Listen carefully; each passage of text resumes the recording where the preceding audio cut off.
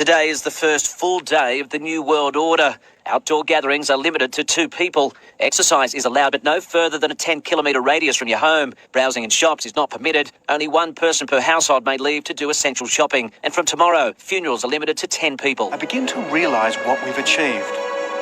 We're one of the few documentary crews who've not been thrown out by the Taliban. They may have restricted and limited what we could film, but they never tried to censor what we wanted to say. Australian officials, announcing contact tracing in the New World Order. Will exposure sites be put back in place, especially with reopening and people going back to pubs and stuff? Because our exposure sites still, will they be put back in place to be listed once we are reopening? Because they're not at the moment. We will be looking at what contact tracing looks like in the New World Order. And yes, it will be pubs and clubs and other things if we have a positive case there. We've got to accept that this is the New World Order. We've got to accept that this is the New World Order. This is the New World Order. This is the New World Order. Today is the first full day of the New World Order. People in authority will abuse every power that we relinquish to them. And right now, we are giving them the power to micromanage every bit of our lives 24 hours a day. They're going to know where we are. They're going to know the money that we spend. They're going to have access to our children. They're going to have the right to compel unwanted medical interventions on us. The Nazis did that in the camps in World War II. They tested vaccines on gypsies and Jews. And the world was so horrified after the war, we signed the Nuremberg Charter. And we all pledged when we do that, we would never again impose unwanted medical interventions on human beings without informed consent. And don't say you weren't warned, because I've been warning people as long as I can and as hard as I can, that you can still, right now, take your normal society back. You can take it back tomorrow. You don't need masks, they don't work. Forget lockdowns, they never slowed transmission, which took place mostly in institutions like hospitals and care homes. You don't need to be vaccinated by inadequately tested and somewhat dangerous gene-based spike protein-inducing proteins. And you don't need to do what you're told by corrupt scientists who are apparently advising our government. And yet in 2 years, all of that conviction has suddenly disappeared. These government agencies are orchestrating obedience that is not democratic. It's not the product of democracy. It's the product of a pharmaceutical-driven biosecurity agenda that will enslave the entire human race and plunge us into a dystopian nightmare where the apocalyptical forces of ignorance and greed will be running our lives and ruining our children and destroying all the dreams and dignity that we hope to give to our children. We must build on the successes of Desert Storm to give new shape and momentum to this new world order. Only when this transformation is complete will we be able to take full measure of the opportunities presented by this new and evolving world order. The New World Order really is a tool for addressing a new world of possibilities. This order gains its mission and shape not just from shared interests, but from shared ideals. Defense Secretary Dick Cheney has approved a revised draft of a policy document on the New World Order. About 10 days after 9/11, I went through the Pentagon and I saw Secretary Rumsfeld and Deputy Secretary Wolfowitz. I went downstairs just to say hello to some of the people on the Joint Staff who used to work for me, and one of the generals called me in. He said, "Sir, you got to come in. You got to come in and talk to me a second." I said, "Well, you're too busy." He said, "No." He says, "We've made the decision. We're going to war with Iraq." This was on or about the 20th of September. I said, "We're going to war with Iraq. Why?" He said, "I don't know." He said, "I guess they don't know what else to do." So I said, "Well, did they find some information connecting Saddam to Al-Qaeda?" He said, No. He says, "There's nothing new that way. They've just made the decision to go to war with Iraq."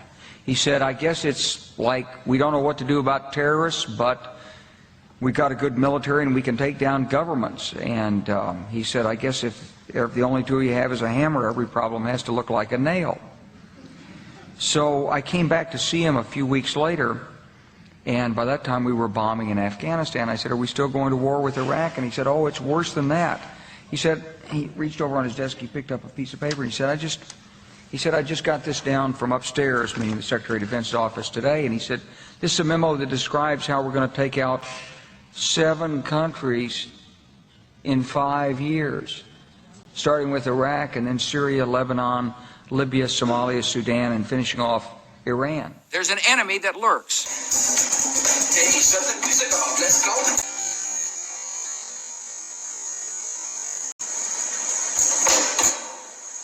This is getting deep. I was in the Pentagon in having a breakfast meeting with a group of 8 or 10 congressmen. I said to them, there'll be something that'll happen in the next year or two that we'll be concerned about and wish that we'd taken the steps to increase our defense budget. The senior military assistant came in and said a plane had hit the World Trade Center, which clearly was an accident.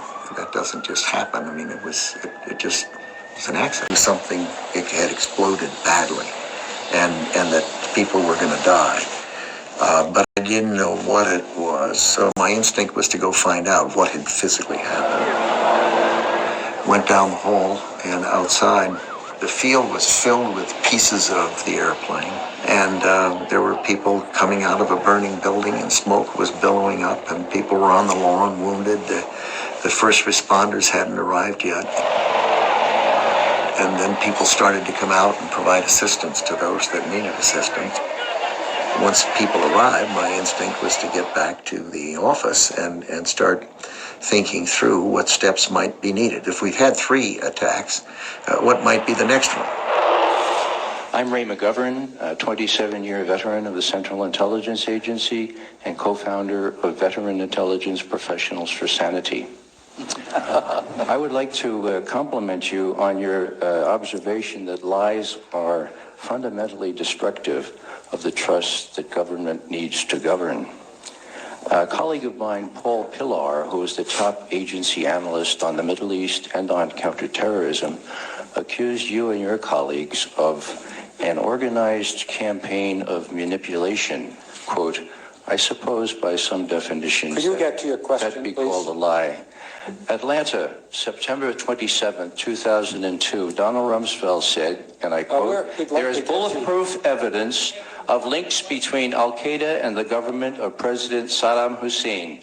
Was that a lie, Mr. Rumsfeld, or was that manufactured somewhere else? Because all of my CIA colleagues disputed that, and so did the 9/11 Commission. And so I would like to ask you to be upfront with the American people. Why did you lie to get us into a war that was not necessary and that has caused these kinds of casualties? Why? Well, first of all, I haven't lied. I did not lie then.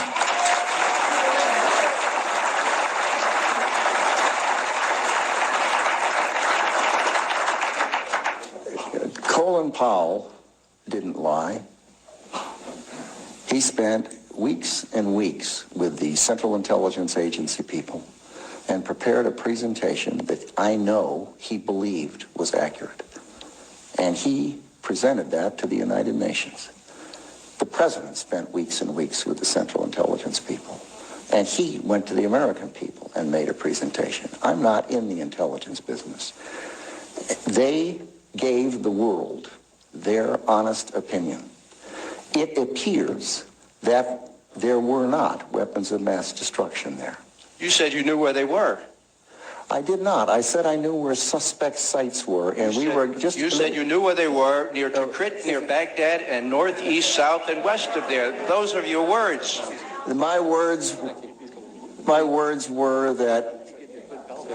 No, wait a minute. We're, quote, we know where they are. They're in the area around Tikrit and Baghdad and east, west, south, and north somewhat. You wouldn't dare. This is America, huh?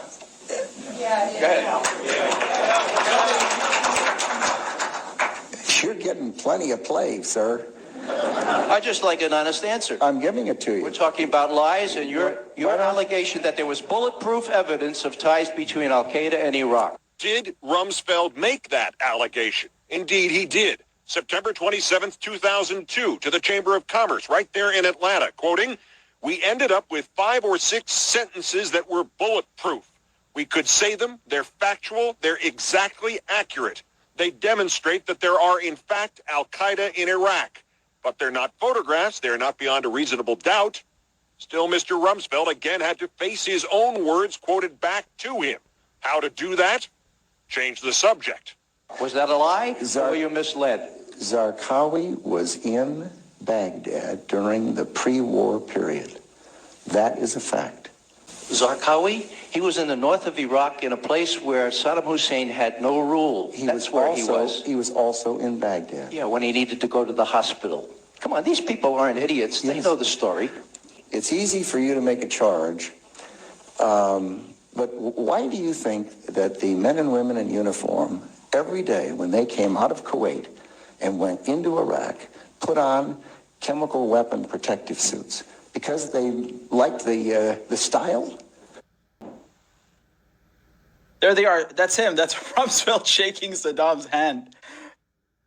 They gave him the weapons. Rumsfeld is mixing lies with truth now, and he would know because he sold the weapons. He helped sell them, right? So back then, yes, Saddam had chemical weapons, but he didn't have them in 2002, 2003, and he knows this shit.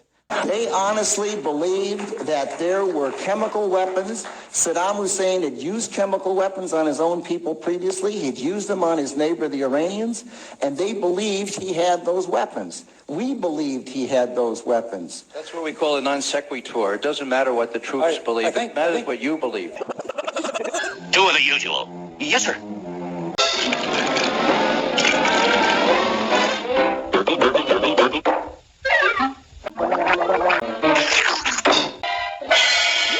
Variants.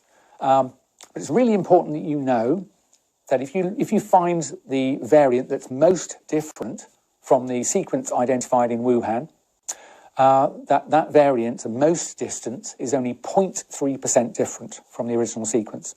So I'll say it another way.